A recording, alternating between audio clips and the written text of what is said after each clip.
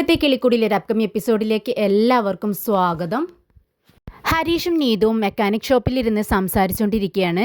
നീതു ഹരീഷിനോട് പറയുന്നുണ്ട്, നമ്മുടെ വിവാഹത്തെക്കുറിച്ച് എനിക്ക് ഒരുപാട് സ്വപ്നങ്ങളുണ്ട്.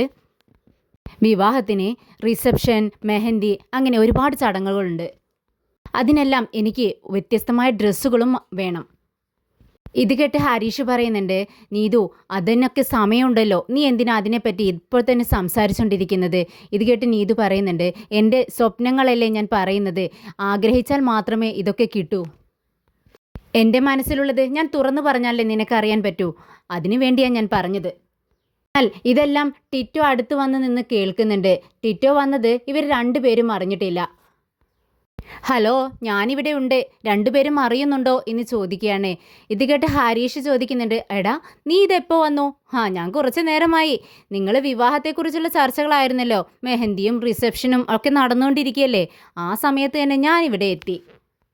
പക്ഷേ നിങ്ങൾ അറിഞ്ഞില്ലെന്നേ ഉള്ളൂ. ഇത് കേട്ടതും ഹരീഷ് പറയുന്നുണ്ട്, ഓഹോ നിനക്കെന്താടാ, വന്നു കഴിഞ്ഞാൽ ഒന്ന് വിളിച്ചൂടെ?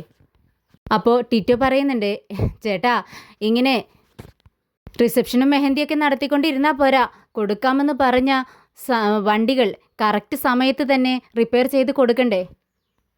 അത് മറക്കണ്ട കേട്ടോ, പെട്ടെന്ന് ജോലി തീർക്കാൻ നോക്ക് എന്ന് പറഞ്ഞുകൊണ്ട് ടിറ്റു അകത്തേക്ക് പോവാണ്. അതേസമയം നീതു തൻ്റെ ബാഗിൽ നിന്നും ഒരു മുറുക്കിൻ്റെ പാക്കറ്റ് എടുത്ത് കഴിച്ചുകൊണ്ടിരിക്കുക. അപ്പോൾ ഹരീഷ് ചോദിക്കുന്നുണ്ട്, എന്താ നീതു നീ ഈ നേരത്ത് ഇത് കഴിക്കുന്നത്? അപ്പോൾ നീതു പറയുന്നുണ്ട്, അതെ എനിക്ക് ഭയങ്കര വിശപ്പാണ്, വീട്ടിൽ നിന്ന് 3 നേരം ആഹാരം കിട്ടാൻ തന്നെ ഭയങ്കര ബുദ്ധിമുട്ടാണ്. അമ്മ ഇപ്പോൾ ഭയങ്കര ദേഷ്യത്തിലാണല്ലോ, അപ്പോൾ ഞാൻ വിശക്കുന്ന സമയത്ത് ഇങ്ങനെ വല്ലതൊക്കെ കഴിക്കും എന്ന് പറഞ്ഞുകൊണ്ടിരിക്കുന്ന സമയത്ത് പെട്ടെന്ന് കയ്യിലുണ്ടായിരുന്ന കവറിൽ നിന്നും മുറുക്ക് കഴിയാണ്. ഓ ഇത് ഇത്ര പെട്ടെന്ന് തീർന്നോ എന്ന് പറഞ്ഞുകൊണ്ട് അതങ്ങ് ദൂരേക്ക് വലിച്ചെറിയുന്നുണ്ട് നീതു. ഹരീഷ് അകത്തേക്ക് കയറി പോകുന്നുണ്ട്. ഒരു കവറിൽ നിന്നും ഒരു പാക്കറ്റ് എടുത്ത് നീതുവിൻ്റെ കയ്യിൽ കൊടുക്കുന്നുണ്ട്. നീതുവിനത് കണ്ടിട്ട് വളരെ സന്തോഷമാവുകയാണ്. അതൊരു മുറുക്കിൻ്റെ പാക്കറ്റ് തന്നെ ആയിരുന്നു. അപ്പോൾ നീതു ചോദിക്കുന്നുണ്ട്, അല്ല ഹരീഷ് നീ ഇതെനിക്ക് വേണ്ടി വാങ്ങിച്ചു വെച്ചതാണോ? അതെ, നിനക്ക് വേണ്ടി വാങ്ങിച്ചു വെച്ചത് തന്നെയാണ്. നീ വന്നു കഴിഞ്ഞാൽ വിശക്കുന്നു എന്നിങ്ങനെ ഇടയ്ക്ക് പറയാറുണ്ടല്ലോ, അത് വിചാരിച്ച് ഞാൻ എടുത്തു വെച്ചതാണ്. അതെന്തായാലും നന്നായി എന്ന് പറഞ്ഞുകൊണ്ട് അവൾ അതിരുന്ന് കഴിക്കുന്നുണ്ട്. അപ്പോഴാണ് സുധീഷ് അങ്ങോട്ടേക്ക് വരുന്നത് നീതു കാണുന്നത്. നീതുവിനത് ഒട്ടും ഇഷ്ടപ്പെടുന്നില്ല. നീതു ഹരീഷിനോട് പറയുന്നുണ്ട്, ദേ നിന്റെ ചേട്ടൻ വരുന്നുണ്ട്, എന്നോട് എന്തെങ്കിലുമൊക്കെ പറഞ്ഞാലുണ്ടല്ലോ ഞാനും തിരിച്ചെന്തെങ്കിലുമൊക്കെ പറയും. ഹരീഷിനത് കേട്ടിട്ടൊന്ന് ടെൻഷൻ ആവുന്നുണ്ട്. രണ്ടുപേരും ഏത് നേരം കണ്ടാലും വഴക്കാണല്ലോ. എന്നാലും ഹരീഷ് അവളെ സൂക്ഷിച്ച് നോക്കുവാണ്. സുധീഷ് അങ്ങോട്ടേക്ക് വരുന്നുണ്ട്. സുധീഷ് നീതുവിനെ കണ്ടത് നീതുവിനോട് ചോദിക്കുന്നുണ്ട്, അല്ല മേഡം ഇവിടെ ഉണ്ടായിരുന്നോ? അപ്പോൾ നീതു പറയുന്നുണ്ട്, അതെ ഞാൻ ഉണ്ടായിരുന്നു. എന്തേ? അല്ല മേഡത്തിന് വീട്ടിൽ വേറെ ജോലിയൊന്നുമില്ലേ? അല്ല പഠിക്കാനോ പാചകം ചെയ്യാനോ അങ്ങനെ വേറെ ജോലികളൊന്നുമില്ല, ഫുൾ ടൈമും ഈ ലവ് ചെയ്തുകൊണ്ടിരിക്കുക മാത്രമേ അറിയത്തുള്ളൂ? ഇത് കേട്ട് നീതു പറയുന്നുണ്ട്, എനിക്ക് മറ്റുള്ള ജോലികളെക്കാളെല്ലാം ഇപ്പോൾ മുഖ്യം ലവ് ചെയ്യുന്നതാണ്. എന്താ നിങ്ങൾക്ക് വല്ല പ്രശ്നമുണ്ടോ? ഇത് കേട്ട് ഹരീഷ് പറയുന്നുണ്ട്, അയ്യോ എനിക്കെന്ത് പ്രശ്നം, നിങ്ങൾ ലവ് ചെയ്യ്, സന്തോഷമായിട്ടിരിക്കെ. അല്ല അവനെങ്ങനെയുണ്ട് നിന്റെ ചേട്ടൻ, എൻ്റെ ഹരീഷിൻ്റെ മച്ചാൻ? ഇത് കേട്ട് നീതു പറയുന്നുണ്ട്, അവന് കുഴപ്പമൊന്നുമില്ല, അവൻ നന്നായിട്ടിരിക്കുന്നു എന്ന് നീതു പറയുന്നുണ്ട്. അവൻ ഇത്ര നാളും എവിടെയായിരുന്നു? പെട്ടെന്ന് വന്ന് എല്ലാവരെയും ടോർച്ചർ ചെയ്യുന്നു, പെട്ടെന്ന് അവനെ ഇവിടെ നിന്ന് മടക്കി അയച്ചേക്ക്. ഇത് കേട്ട് നീതു പറയുന്നുണ്ട്, പിന്നെ ഞാൻ പറയുമ്പോഴേക്കും അവൻ അങ്ങ് പോവാൻ നിൽക്കുകയല്ലേ, അവൻ അവിടെ ജോലി കിട്ടാത്തതുകൊണ്ടാണ് ഇങ്ങോട്ടേക്ക് വന്നത്. അപ്പോൾ സുധീഷ് പറയുന്നുണ്ട്, അവൻ ഒരുമാതിരി ബാഡ് വൈബാണ്. ഹരീഷിനോട് ദേഷ്യപ്പെടുന്നതിന് ഒരു കാരണമുണ്ട്, പക്ഷെ ഞങ്ങളോട് എല്ലാവരോടും അവന് കണ്ടില്ലേ ദേഷ്യപ്പെടുന്നത്, അതെന്തിനു വേണ്ടിയിട്ടാണ്? ഇത് കേട്ട് നീതു പറയുന്നുണ്ട്, ദേ ഭാവിയിലെ എൻ്റെ ചേട്ടൻ ഹരീഷിൻ്റെ അളിയനാണ്, അപ്പോൾ നിങ്ങൾക്കും അളിയനായിട്ട് തന്നെയല്ലേ വരുന്നത്, അതുകൊണ്ട് ഇപ്പോൾ ഒരു വൈരാഗ്യമൊന്നും വെച്ച് പുലർത്തണ്ട. ഇത് കേട്ട് സുധീഷ് പറയുന്നുണ്ട്, അങ്ങനെ ഒരു ചിന്ത അവനക്ക് കൂടി വേണ്ടേ? പെട്ടെന്ന് സുധീഷ് ചോദിക്കുന്നുണ്ട്, അല്ല നിന്റെ ചേട്ടൻ ഇവൻ്റെ അളിയനാണ് എന്നൊക്കെ അങ്ങ് തീരുമാനിച്ചോ? നിങ്ങളുടെ വിവാഹം നടക്കുമെന്ന് ഉറപ്പിച്ചോ എന്ന് ചോദിക്കുകയാണ്. കേട്ട് നീതു പറയുന്നുണ്ട്, പിന്നെ നടക്കാതെ, ഞങ്ങളുടെ വിവാഹം നടക്കും. ഇനി വീട്ടിൽ ആരും സമ്മതിച്ചില്ലെങ്കിലും ഞാൻ അവിടെ നിന്നും ഇറങ്ങി വരും. എന്താ ഹരീഷേ ഓക്കെ അല്ലേ എന്ന് ചോദിക്കുകയാണ്. അപ്പോൾ ഹരീഷ് നീതുവിനെ നോക്കിക്കൊണ്ട് പറയുന്നുണ്ട്, പിന്നെ അല്ലാതെ ഡബിൾ ഓക്കെ അല്ലേ? ഇതൊക്കെ കേട്ട് ടിറ്റോ പറയുന്നുണ്ട്, ദേ ഈ നീതു ഈ കടയ്ക്ക് അരികിൽ വരുമ്പോൾ തന്നെ നമ്മുടെ ഹാരീഷ് ദേഷ്യപ്പെടുമായിരുന്നു. പക്ഷേ ഇപ്പോഴുണ്ടല്ലോ വിവാഹത്തെക്കുറിച്ച് വരെ സംസാരിക്കാൻ തുടങ്ങി. ഇത് കേട്ട് നീതു പറയുന്നുണ്ട്, കണ്ണ് വെക്കാതെ ബ്രോ, ഇപ്പോഴാ അവൻ മനസ്സ് തുറന്ന് എന്നോടൊന്ന് സംസാരിക്കുന്നത്. ഇനിയും ഞങ്ങൾക്ക് എത്ര ദൂരം സഞ്ചരിക്കാനുള്ളതാണെന്ന് അറിയാമോ?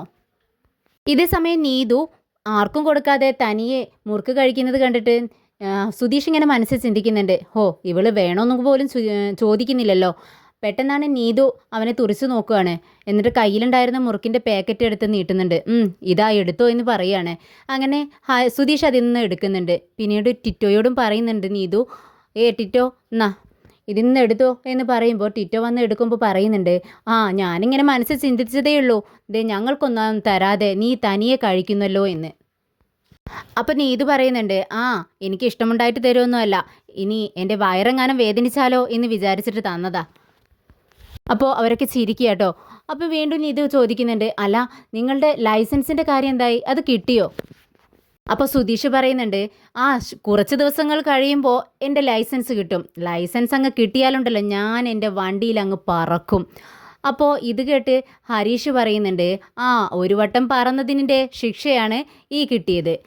ഇനിയും പറക്കാതെ കുറച്ച് ക്ഷമയോടെ വണ്ടി ഓടിക്കാൻ നോക്ക്. പെട്ടെന്നാണ് സുധീഷിൻ്റെ ഫോൺ റിങ് ചെയ്യുന്നത്. ഫോൺ എടുത്ത് നോക്കുന്ന സമയത്ത് അത് നിധിയാണ്. ഇത് എൻ്റെ വൈഫാണ് വിളിക്കുന്നത് എന്ന് പറഞ്ഞുകൊണ്ട് നമ്മുടെ സുധീഷിൻ്റെ മുഖത്ത് ഒരു നാണമൊക്കെ വരുന്നുണ്ട്. അങ്ങ് മാറി നിന്ന് സംസാരിക്കുകയാണ് സുധീഷ്. ഇത് കണ്ടിട്ട് നീതു പറയുന്നുണ്ട്, ദേ ഇത്ര നേരം എത്ര സ്മാർട്ടായിട്ട് സംസാരിച്ചതാ. അപ്പോൾ കണ്ടില്ലേ വൈഫാണെന്നും പറഞ്ഞ് ഒരു പൂച്ചക്കുട്ടിയെ പോലെ നിൽക്കുന്നത്. സുധീഷ് ഹലോ നിധി എന്ന് പറയുകയാണ്. അപ്പോൾ നിധി പറയുന്നുണ്ട്, അല്ല സുധീഷ് ഇപ്പോൾ വല്ല ജോലിയിലും ആണോ എന്ന് ചോദിക്കുകയാണ്. എനിക്കെന്ത് ജോലി, ഞാൻ ചുമ്മാ ഇതാ നമ്മുടെ ഹരീഷിൻ്റെ ഷോപ്പിലേക്കൊന്ന് വന്നതാണ്. നീ എന്താ കാര്യം പറ. അമ്മ വിളിച്ചിട്ടുണ്ടായിരുന്നു എന്ന് നിധി പറയുകയാണ്. പെട്ടെന്ന് സുധീഷ് ചോദിക്കുന്നുണ്ട്, ആരുടെ അമ്മ? അപ്പോൾ നിധി പറയുന്നുണ്ട്, എൻ്റെ അമ്മ വിളിച്ച് എന്നോട് റെസ്റ്റോറൻറ്റിലേക്ക് ചെല്ലാൻ പറ്റുമോ എന്ന് ചോദിച്ചു. നിങ്ങൾക്ക് എന്നോടൊപ്പം വരാൻ പറ്റുമോ എന്ന് നിധി ചോദിക്കുകയാണ്. ഇത് കേട്ട് സുധീഷ് പറയുന്നുണ്ട്, അതിനെന്താ ഞാൻ വരാലോ. ശരി, ഞാൻ നിൻ്റെ ഓഫീസിലേക്ക് വരട്ടെ എന്ന് സുധീഷ് ചോദിക്കുകയാണ്. അപ്പോൾ നിധി പറയുന്നുണ്ട്, അത് വേണ്ട, റെസ്റ്റോറൻറ്റിലേക്ക് വന്നാൽ മതി നിങ്ങൾ. അപ്പോൾ സുധീഷ് പറയുന്നുണ്ട്, എന്തിനാ വെറുതെ ഓട്ടോ വിളിച്ചൊക്കെ നീ വരാൻ നിൽക്കുന്നത്? ആ റെസ്റ്റോറൻറ്റ് അടുത്ത് തന്നെയല്ലേ നിൻ്റെ ഓഫീസും. ഞാൻ നിൻ്റെ ഓഫീസിലേക്ക് വരാം, നീ കുറച്ച് നേരം ഒന്ന് വെയിറ്റ് ചെയ്യേ, എന്നിട്ട് നമുക്ക് രണ്ടുപേർക്കും ഒരുമിച്ച് റെസ്റ്റോറൻറ്റിലേക്ക് പോവാം. ഇത് കേട്ട് നിധി പറയുന്നുണ്ട്, ശരി ഞാനിവിടെ വെയിറ്റ് ചെയ്യാം, നമുക്ക് ഒരുമിച്ച് അങ്ങോട്ടേക്ക് പോവാമെന്ന് പറയുവാണ്. സുധീഷ് വളരെ ഹാപ്പി ആവുകയാണ്.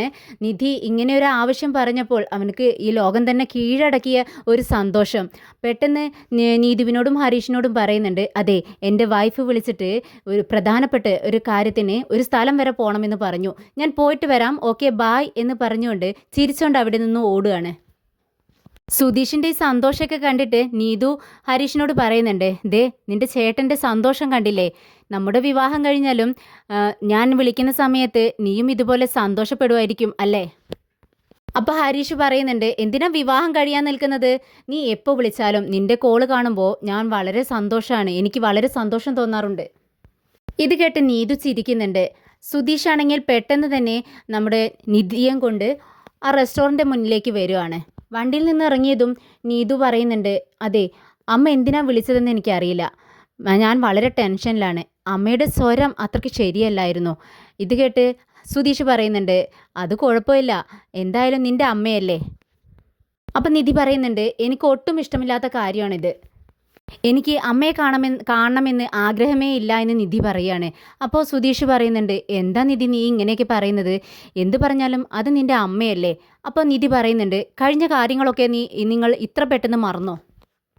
അന്ന് നമ്മളോട് വീട്ടിലേക്ക് ചെല്ലാൻ പറഞ്ഞിട്ട് എന്തൊക്കെ പ്ലാനിങ് ആയിരുന്നു അവർക്ക്, നമ്മൾ എത്രമാത്രം കഷ്ടപ്പെടുത്തി, ഇനിയിപ്പോൾ എന്തിനാ എന്നെ കാണണമെന്ന് പറയുന്നത്? അപ്പോൾ സുധീഷ് പറയുന്നുണ്ട്, അതൊക്കെ കഴിഞ്ഞു പോയ കാര്യമല്ലേ, അമ്മ ഇപ്പോൾ എന്തിനാ വിളിച്ചതെന്ന് നമുക്ക് പോയി ചോദിക്കാം, നീ വാ എന്ന് പറയുമ്പോൾ നിധിക്ക് ഒട്ടും താല്പര്യമില്ല. വീണ്ടും സുധീഷ് നിർബന്ധിക്കുകയാണ്, നിധി നീ വാ, എന്താ കാര്യമെന്ന് ചോദിക്കാം. അങ്ങനെ അവർ രണ്ടുപേരും റെസ്റ്റോറൻറ്റിലേക്ക് കയറുന്നുണ്ട്. കുറച്ച് അപ്പുറത്തായിട്ട് അമ്മ ഇരിക്കുന്നത് സുധീഷ് കാണുന്നുണ്ട്. അപ്പോൾ സുധീഷ് അവിടെ തന്നെ നിൽക്കുവാണ്. നിധി ചെന്ന് സംസാരിക്കട്ടെ എന്ന് കരുതി. അപ്പോൾ നിധി തിരിഞ്ഞു നോക്കുമ്പോൾ സുധീഷ് അവിടെ നിൽക്കുന്നത് കാണുവാണ്. അപ്പോൾ നിധി പറയുന്നുണ്ട്, എന്താ സുധീഷ് നീ ഇവിടെ നിൽക്കുന്നത്? വാ, നമുക്ക് രണ്ടുപേർക്കും അങ്ങോട്ടേക്ക് പോവാമെന്ന് പറഞ്ഞുകൊണ്ട് സുധീഷിനെയും കൂട്ടിക്കൊണ്ട് അമ്മ ഇരിക്കുന്ന ടേബിളിനടുത്തേക്ക് ചെയറിനടുത്തേക്ക് ചെല്ലുവാണ്. അമ്മ മാത്രമല്ല, നാത്തൂൻ വർഷയുമുണ്ട്. ഒപ്പം വർഷ നിധിയോട് ചോദിക്കുന്നുണ്ട്, ആ നിധി, എന്തൊക്കെയുണ്ട് വിശേഷം? നീ ഇവിടെ ഇരിക്കേ. ഇത് കേട്ട് നിധി അവർക്ക് ഓപ്പോസിറ്റ് സൈഡിലുള്ള ഒരു ചെയറിലിരിക്കുകയാണ്. പക്ഷേ സുധീഷ് അവിടെ നിൽക്കുന്നത് കണ്ട് നിധി പറയുന്നുണ്ട്, സുധീഷേ നീ ഇവിടെ ഇരിക്കേ. സുധീഷ് മടിച്ചാണെങ്കിലും അവിടെ ഇരിക്കാനായി പോകുന്ന സമയത്ത് പെട്ടെന്ന് അവരുടെ അമ്മ ദേഷ്യത്തോടെ പറയുന്നുണ്ട്, ദേ എനിക്ക് നിന്നോടാണ് സംസാരിക്കാനുള്ളത്. അവനോട് കുറച്ചു നേരം പുറത്ത് നിൽക്കാൻ പറ. അമ്മയുടെ സംസാരം നിധിക്ക് ഒട്ടും ഇഷ്ടപ്പെട്ടില്ല. സുധീഷ് പെട്ടെന്ന് തന്നെ ശരി നിധി, ഞാൻ പുറത്തിരിക്കാമെന്ന് പറഞ്ഞുകൊണ്ട് പുറത്തേക്ക് പോവാനായിട്ട് നിൽക്കുകയാണ്. അപ്പോൾ നിധി പറയുന്നുണ്ട്, സുധീഷേ നീ ഇവിടെ നിൽക്കേ. വേണ്ട നിധി, ഞാൻ പുറത്ത് നിൽക്കാം, നിങ്ങൾ സംസാരിച്ചിട്ട് നീ അങ്ങോട്ടേക്ക് വന്നാൽ മതിയെന്ന് സുധീഷ് വീണ്ടും പറയുകയാണ്. എന്നിട്ട് പുറത്തേക്ക് വീണ്ടും പോവാനായി നിൽക്കുന്ന സമയത്ത്, വേണ്ട, ഞാൻ നിന്നോട് ഇവിടെ നിൽക്കാനല്ലേ പറഞ്ഞത്, ഇവിടെ ഇരിക്ക് സുധീഷേ എന്നും പറഞ്ഞുകൊണ്ട് പെട്ടെന്ന് സുധീഷിൻ്റെ കൈ പിടിച്ച് അവിടെ ഇരുത്തുവാണ്. നിധിയുടെ ഒരു അധികാരത്തോടെയുള്ള ഈ ഒരു പെരുമാറ്റം കണ്ട് സുധീഷിന് വിശ്വസിക്കാൻ കഴിയുന്നില്ല. സുധീഷ് നിധിയുടെ മുഖത്തേക്ക് തന്നെ നോക്കുകയാണ്. എന്നാൽ നിധിയുടെ അമ്മയ്ക്കാണെങ്കിൽ തന്നെ ധിക്കരിച്ച് മകൾ ഇങ്ങനെയൊക്കെ ചെയ്യുമ്പോൾ അതൊട്ടും ഇഷ്ടപ്പെടുന്നില്ല. വളരെ ദേഷ്യത്തോടെ തന്നെ വർഷയോട് പറയുന്നുണ്ട്, ഇതാ വർഷേ, ഞാൻ ഇവളെ കാണാൻ വരാതിരുന്നത് കണ്ടില്ലേ അവൾ ചെയ്യുന്നത്. ഇവളൊരു അഹങ്കാരിയാണ്, അവൾ അവളുടെ പാട്ടിന് ജീവിക്കട്ടെ എന്ന് വിചാരിച്ചത് അതുകൊണ്ടാണ്. ഇത് കേട്ട് വർഷ പറയുന്നുണ്ട്, അമ്മേ ഒന്ന് ക്ഷമിക്കമ്മേ. പെട്ടെന്ന് നിധി ചോദിക്കുന്നുണ്ട്, അല്ല നിങ്ങൾ എന്നോട് എന്തിനാ വരാൻ പറഞ്ഞത്? ഇങ്ങനെ ദേഷ്യപ്പെടാൻ വേണ്ടിയിട്ടാണോ പറഞ്ഞത്? ഇത് കേട്ട് നിധിയുടെ അമ്മ വർഷയോട് പറയുന്നുണ്ട്, ദേ കണ്ടോ വർഷേ, അവൾക്ക് എന്നോട് ഇത്തിരിയെങ്കിലും സ്നേഹമുണ്ടോ? ഉണ്ടായിരുന്നെങ്കിൽ എൻ്റെ വിശേഷം എന്താണെന്ന് അവൾ എന്നോട് ചോദിക്കുകയായിരുന്നില്ലേ? പക്ഷേ എത്രയും പെട്ടെന്ന് വന്ന കാര്യം നടന്നു കഴിഞ്ഞാൽ പോവണം എന്നുള്ള ഒരു തിടുക്കത്തോടു കൂടിയല്ലേ അവൾ സംസാരിക്കുന്നത്. ഇത് കേട്ട് നിധി പറയുന്നുണ്ട്, അമ്മേ നിങ്ങളോട് എനിക്ക് സ്നേഹമില്ലാന്ന് ആരെങ്കിലും പറഞ്ഞോ? ഞാൻ പറഞ്ഞിട്ടില്ല. എനിക്ക് നിങ്ങളോട് സ്നേഹമുണ്ട്. പക്ഷേ നിങ്ങളെ കണ്ടാലുണ്ടല്ലോ എനിക്ക് പേടിയാണ്. ഒരിക്കൽ നിങ്ങളെ എല്ലാവരെയും ഞാൻ വിശ്വസിച്ചിരുന്നു. പക്ഷേ നിങ്ങൾ പ്ലാൻ ചെയ്ത് എന്നെ വീട്ടിലേക്ക് വിളിച്ചു വരുത്തി എന്തെല്ലാമാണ് ചെയ്തു കൂട്ടിയത്. എനിക്ക് അതൊക്കെ ആലോചിക്കുമ്പോൾ ഇപ്പോഴും പേടിയാണ്. എന്താ വിശ്വസിക്കേണ്ടത്, ഏതാ വിശ്വസിക്കാൻ പാടില്ലാത്തത് എന്നൊന്നും എനിക്ക് അറിയുന്നില്ല. ഇത് കേട്ട് സുധീഷ് പറയുന്നുണ്ട്, നിധി നീ മിണ്ടാതിരിക്കേ, ഇപ്പോൾ അതിനെപ്പറ്റിയൊന്നും സംസാരിക്കണ്ട. അപ്പോൾ അവളുടെ അമ്മ പറയുന്നുണ്ട്, കണ്ടോ വർഷേ, നമ്മൾ എത്ര ദൂരത്തു നിന്നും വന്നതാ, എന്നിട്ടാണ് അവൾ ഇങ്ങനെ സംസാരിക്കുന്നത്. നമ്മൾ ഇവളെ പറ്റിക്കാൻ വേണ്ടി വന്നതുപോലെയല്ലേ ഇവളുടെ സംസാരം. നിങ്ങൾ എന്തിനാണ് എന്നോട് വരാൻ പറഞ്ഞതെന്ന് നിധി ചോദിക്കുന്നുണ്ട്. ഇത് കേട്ട് വർഷ തിരിച്ചു ചോദിക്കുന്നുണ്ട്, അല്ല നിധി, നീ ഡൈവോഴ്സിന് അപ്ലൈ ചെയ്തിട്ടുണ്ടോ? ഇത് കേട്ട് നിധി ഞെട്ടുന്നുണ്ട്. വീണ്ടും വർഷ ചോദിക്കുകയാണ്, അല്ല പറ നിധി, നിങ്ങൾ ഡൈവോഴ്സിന് അപ്ലൈ ചെയ്തിട്ടുണ്ടോ? നിധി മിണ്ടാതിരിക്കുന്നത് കണ്ട് അമ്മ ചോദിക്കുന്നുണ്ട്, ഞങ്ങൾ തീരുമാനിച്ച വിവാഹത്തിൻ്റെ അന്ന് നീ വീട്ടിൽ നിന്നും ഇവൻ്റെ കൂടെ ഓടിപ്പോയി, എന്നിട്ട് സ്റ്റേഷനിൽ വെച്ച് നിങ്ങളുടെ വിവാഹം നടത്തുകയും ചെയ്തു. അപ്പോൾ ഈ ഡൈവോഴ്സിന് വേണ്ടിയാണോ നീ വീട്ടിൽ നിന്നും ഓടിപ്പോയത്? നിനക്ക് നമ്മുടെ വീട്ടിൽ തന്നെ ഇരിക്കാമായിരുന്നില്ലേ? ഈ കല്യാണം എന്ന് പറയുന്നത് ഇത്രയ്ക്ക് ഈസി ആയിട്ടുള്ള കാര്യമാണോ നിനക്ക്? വിവാഹം കഴിഞ്ഞ് ഒരു 4 മാസം പോലും ആയിട്ടില്ല, അപ്പോഴേക്കും ഡൈവോഴ്സിന് പോയിരിക്കുന്നു. ഞങ്ങൾക്ക് സമാധാനം തരത്തിലടി നീ എന്ന് ദേഷ്യത്തോടെ അമ്മ ചോദിക്കുകയാണ്. നിങ്ങൾക്കിത് എങ്ങനെ മനസ്സിലായെന്ന് നിധി മടിച്ചാണെങ്കിലും ചോദിക്കുന്നുണ്ട്. ഞങ്ങളിത് എങ്ങനെ അറിഞ്ഞു എന്നുള്ളതാണോ നിന്റെ പ്രശ്നം? നീ ഡൈവോഴ്സ് ചെയ്യാൻ പോകുന്നത് ഒരു പ്രശ്നവുമില്ല. നിധി ആരും കേൾക്കാതെ പതിയെ സുധീഷിനോട് ചോദിക്കുന്നുണ്ട്, അല്ല ഇത് ഇവരെങ്ങനെ അറിഞ്ഞു? അപ്പോൾ സുധീഷ് പറയുന്നുണ്ട്, ആ എനിക്കറിയില്ല. എന്നിട്ട് സുധീഷ് മനസ്സിലിങ്ങനെ ചിന്തിക്കുകയാണ്, ഇത് ഞാൻ ചെയ്ത പണിയാണെന്നറിഞ്ഞാൽ ഇവൾ എങ്ങനെ പ്രതികരിക്കുമെന്ന് അറിയില്ലല്ലോ. എന്നാൽ ഇത് സുധീഷ് ചെയ്ത ഒരു പണി തന്നെയാട്ടോ. മുൻപൊരിക്കൽ നിധി ഡൈവോഴ്സിന് അപ്ലൈ ചെയ്യാൻ വേണ്ടി അഡ്വക്കേറ്റിൻ്റെ അടുത്തേക്ക് പോകാൻ വേണ്ടി നിൽക്കുന്ന സമയത്ത് സുധീഷ് തന്നെക്കൊണ്ട് കഴിയുന്ന പരമാവധി നിധിയെ അതിൽ നിന്ന് പിന്തിരിപ്പിക്കാൻ വേണ്ടി നോക്കി. പക്ഷേ നിധി അതിലൊന്നും സമ്മതിച്ചില്ല. തനിക്ക് ഡൈവോഴ്സിന് അപ്ലൈ ചെയ്യണമെന്ന് വാശി പിടിച്ചു. അന്നേരം അതിൽ നിന്നും നിധിയെ പിന്തിരിപ്പിക്കാൻ വേണ്ടിയാണ് സുധീഷ് ഇക്കാര്യം ചെയ്തത്. സുധീഷ് എന്താ ചെയ്തതെന്ന് വെച്ചാൽ എൻ്റെ ഫോൺ എടുത്ത് സൗണ്ട് മാറ്റി നിധിയുടെ അമ്മയ്ക്ക് വിളിക്കുകയാണ്. നിധിയുടെ അമ്മ ഇത് ആരാണെന്ന് ചോദിക്കുന്ന സമയത്ത് അവൻ സൗണ്ട് മാറ്റിയിട്ട് പറയുന്നുണ്ട്, ഇത് അഡ്വക്കേറ്റാണ്. നിങ്ങളുടെ മകളും മരുമകനും ഇവിടെ വന്നിട്ടുണ്ടായിരുന്നു. അവർ ഡൈവോഴ്സിന് അപ്ലൈ ചെയ്യാൻ വേണ്ടിയിട്ടാണ് ഇവിടെ വന്നത്. അപ്പോൾ നിധിയുടെ അമ്മ ചോദിക്കുന്നുണ്ട്, നിങ്ങൾ എങ്ങനെയാണ് എൻ്റെ നമ്പർ നിങ്ങൾക്ക് എങ്ങനെ കിട്ടി, എന്നോട് എന്തിനാണ് ഇക്കാര്യം പറയുന്നതെന്ന് ചോദിക്കുക. അപ്പോൾ അവൻ പറയുന്നുണ്ട്, അവളുടെ ആധാർ കാർഡിൽ നിന്നാണ് ഞാൻ ഈ വിവരങ്ങൾ എടുത്തത്. പിന്നെ സാധാരണ അഡ്വക്കേറ്റിനെ പോലെ പെട്ടെന്ന് ഒരു കേസ് വരുമ്പോൾ അതിന് ഡൈവേഴ്സ് അങ്ങ് വാങ്ങിക്കൊടുക്കലല്ല എൻ്റെ ജോലി. അവരെ എങ്ങനെ ഒരുമിപ്പിച്ച് മുന്നോട്ട് കൊണ്ടുപോകാം എന്നാണ് ഞാൻ ചിന്തിക്കാറ്. അതുകൊണ്ട് നിങ്ങൾ നിങ്ങളുടെ മകളെ ഇതിൽ നിന്നും പിന്തിരിപ്പിക്കണം. കൂടെ വന്ന ആ പയ്യനുണ്ടല്ലോ, അവളുടെ ഹസ്ബൻഡ്, അതൊരു പാവമാണെന്നാണ് തോന്നുന്നത്. എന്തായാലും അവർ സുഖമായി ഒരുമിച്ച് ജീവിക്കട്ടെ, നിങ്ങൾ അതിനു വേണ്ടി ശ്രമിക്കൂ എന്നും പറഞ്ഞുകൊണ്ട് പെട്ടെന്ന് ഫോണങ്ങ് കട്ട് ചെയ്യുവാണ്. അപ്പോൾ നിധി, നിങ്ങൾ ഇതെങ്ങനെ ഇവരറിഞ്ഞു എന്ന് ചോദിക്കുന്ന സമയത്ത് സുധീഷ് ഇതാണ് ചിന്തിക്കുന്നത്, താൻ തന്നെയാണല്ലോ ഇതെല്ലാം ഒപ്പിച്ച് വെച്ചത്. ഇനിയിപ്പോൾ ഈ നിധി ഇത് അറിയുന്ന സമയത്ത് എന്തായിരിക്കും പ്രതികരണം? എന്തായാലും അന്ന് ഇവരിത് മുടക്കേണ്ടതായിരുന്നു. പക്ഷേ ഒരുപാട് ദിവസങ്ങൾ കഴിഞ്ഞ് ഇവരെന്തിനാണ് ഇതും പൊക്കിക്കൊണ്ട് ഇങ്ങോട്ടേക്ക് വന്നിരിക്കുന്നത് എന്ന് സുധീഷ് ചിന്തിക്കുന്നുണ്ട്. എന്നാൽ ഇതേ സമയം നിധിയും നിധിയുടെ അമ്മയും തർക്കിച്ചുകൊണ്ടേയിരിക്കുകയാണ്. ഓരോരോ കാര്യങ്ങളും പറഞ്ഞ് ഇതിനെക്കുറിച്ച് പറഞ്ഞിട്ട് തന്നെയാണ് തർക്കിക്കുന്നത്. സുധീഷാണ് ഇതൊന്നും കേൾക്കുന്നില്ല. നിധിയുടെ അമ്മ നിധിയോട് ചോദിക്കുന്നുണ്ട്, അപ്പോൾ നീ ഡൈവേഴ്സ് ചെയ്ത് ഞങ്ങളുടെ വീട്ടിലേക്ക് വരാൻ വേണ്ടിയിട്ടാണോ? അപ്പോൾ അടുത്തുള്ളവരും റിലേറ്റീവ്സും എല്ലാവരും ചോദിക്കും, എന്താ അവൾ തിരിച്ചു വന്നതെന്ന്. അപ്പോൾ ഡൈവേഴ്സായി മകൾ വീട്ടിലേക്ക് വന്നു എന്ന് പറയുമ്പോൾ അവരെല്ലാവരും ഞങ്ങളെ പരിഹസിച്ച് ചിരിക്കും. ഞങ്ങളെ നാണം കെടുത്താൻ വേണ്ടി ആണോ നീ ഇതെല്ലാം ചെയ്യുന്നതെന്ന് ചോദിക്കുന്നുണ്ട്. നിന്നെ ഞാൻ എത്രമാത്രം വിശ്വസിച്ചു, നിന്നെ ഞാൻ എങ്ങനെ വളർത്തിയതാടേ, ഞാൻ പറഞ്ഞ കാര്യം മാത്രമല്ലേ നീ ചെയ്തിരുന്നുള്ളൂ. എന്നിട്ടും നീ എങ്ങനെ ഇത്രത്തോളം മാറി? ഞങ്ങൾ നിനക്ക് വേണ്ടി ആഗ്രഹിച്ച് നിശ്ചയിച്ച് വെച്ച വിവാഹം വേണ്ടെന്ന് വെച്ച് ഇവനോടൊപ്പം നീ ഓടിപ്പോയി.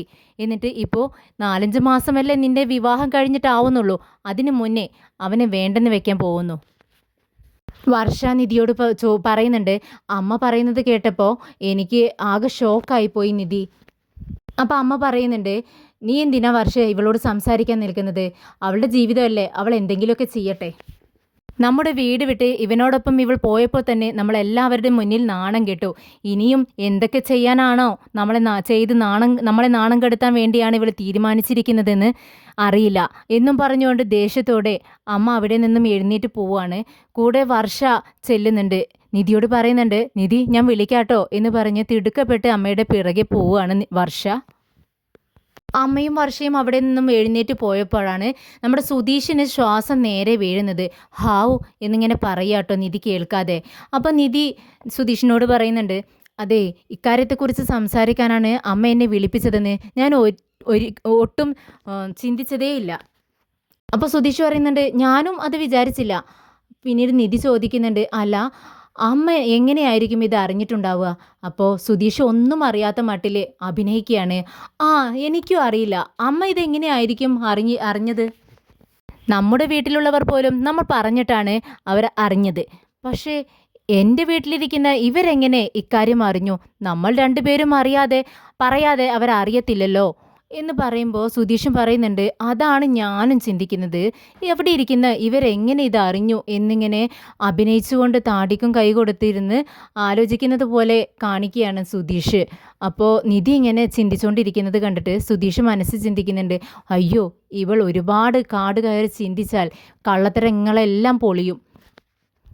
എന്തെങ്കിലുമൊക്കെ പറഞ്ഞ് ഇവളെ സമാധാനിപ്പിക്കണം. പെട്ടെന്ന് സുധീഷ് നിധിയോട് പറയുന്നുണ്ട്, അല്ല ഞാൻ പറയുന്നതൊന്ന് കേൾക്ക് നിധി, ചിലപ്പോൾ ഇങ്ങനെ ആയിരിക്കും സംഭവിച്ചിട്ടുണ്ടാവുക. അന്ന് നമ്മൾ ആധാർ കാർഡ് കോർട്ടിൽ കൊടുത്തിട്ടുണ്ടായിരുന്നല്ലോ, അപ്പോൾ അതിൽ നിൻ്റെ അഡ്രസ്സുണ്ട്. ആ അഡ്രസ്സ് വെച്ച് കോർട്ടിൽ നിന്നും ഒരു പേപ്പർ ഡൈവോഴ്സ് ആവുന്നു നമ്മൾ എന്ന് പറഞ്ഞിട്ടുള്ള ഒരു പേപ്പർ ചിലപ്പോൾ നിൻ്റെ വീട്ടിലേക്ക് പോയിട്ടുണ്ടാവും. അപ്പോൾ നിധി പറയുന്നുണ്ട്, അയ്യോ അങ്ങനെയൊക്കെ പോവോ, അതെന്തിനാ എന്ന് ചോദിക്കുകയാണ്. അപ്പം സുധീഷ് പറയുന്നുണ്ട്, ചിലപ്പോൾ അങ്ങനെ ലെറ്ററൊക്കെ പോകാൻ സാധ്യതയുണ്ട്. എന്താണെന്ന് വെച്ചാൽ നമ്മൾ ഡൈവോഴ്സ് ആകുന്നു എന്നതിനുള്ള ഒരു തെളിവ് വേണ്ടേ, അതിനു വേണ്ടി ചിലപ്പോൾ അങ്ങനെ നടക്കുമായിരിക്കും എന്നിങ്ങനെ സംശയത്തോടു കൂടി സുധീഷ് പറയുക. അപ്പോൾ നിധിയും ചിന്തിച്ചുകൊണ്ട് പറയുന്നുണ്ട്, ശരിയാ നീ പറഞ്ഞത്, ചിലപ്പോൾ അങ്ങനെ ആയിരിക്കും സംഭവിച്ചിട്ടുണ്ടാവുക. അല്ല ഞാനിപ്പോൾ ഡൈവോഴ്സ് ആയാലും ഡൈവോഴ്സ് ആയില്ലെങ്കിലും ഇവർക്കെന്താ, ഞാൻ എങ്ങനെയോ ജീവിച്ചോട്ടെ എന്ന് വിചാരിച്ചിരിക്കുന്നതല്ലേ ഇവര്, പിന്നെ എന്തിനാ ഇതൊക്കെ അന്വേഷിക്കുന്നത് എന്ന് ചോദിക്കുകയാണ് നിധി. ഇതിപ്പോൾ അവരെന്നോടുള്ള സ്നേഹം കൊണ്ട് വന്നതൊന്നും അല്ല, ഞാൻ ഡൈവോഴ്സ് ആകുമോ എന്ന് പേടിച്ചിട്ട് വന്നതാ. ഡൈവോഴ്സ് ആയാലേ അവരുടെ വീട്ടിലേക്കെങ്ങാനും ഞാൻ തിരിച്ചു ചെന്നാലോ, ആ ഒരു പേടി അവർക്കുണ്ട്. കിട്ടിയ ചാൻസ് സുധീഷ് മുതലാക്കുന്നുണ്ട്. പെട്ടെന്ന് നിധിയോട് പറയുന്നുണ്ട്, അല്ല നിധി, നിന്റെ വീട്ടുകാർക്ക് നമ്മൾ ഡൈവോഴ്സ് ആകുന്നത് ഇഷ്ടമല്ല എന്ന് തോന്നുന്നു. നിന്നോട് ദേഷ്യം ഉണ്ടെങ്കിലും നമ്മൾ ഡൈവോഴ്സ് ആകുന്നത് അവർക്ക് ഇഷ്ടമില്ലാത്ത മട്ടിലാണ് ഇപ്പോൾ സംസാരിച്ചത് എന്ന് പറയുകയാണ്. പക്ഷേ നിധി ഇതൊന്നും ശ്രദ്ധിക്കുന്നില്ല. അവൾ ചിന്തിക്കുന്നത് എങ്ങനെ ഇവരൊക്കെ ഇക്കാര്യം അറിഞ്ഞു. ഇങ്ങനെ മനസ്സിൽ പറയുന്നുണ്ട്, എൻ്റെ ആധാർ കാർഡിലെ അഡ്രസ്സിൽ കോടതിയിൽ നിന്നും ഇങ്ങനെ ഒരു ലെറ്റർ എൻ്റെ വീട്ടിലേക്ക് പോകുമെന്ന് എനിക്ക് അറിയില്ലായിരുന്നു എന്നൊക്കെ ഇങ്ങനെ ചിന്തിച്ചുകൊണ്ടിരിക്കുകയാണ്. അപ്പോൾ സുധീഷ്, അയ്യോ ഇവളെന്താ ഞാൻ പറഞ്ഞ കാര്യം ശ്രദ്ധിക്കുന്നില്ലേ, അത് ശ്രദ്ധിക്കാത്തതുപോലെ അഭിനയിക്കുകയാണോ എന്നിങ്ങനെ ചിന്തിക്കുകയാണ്.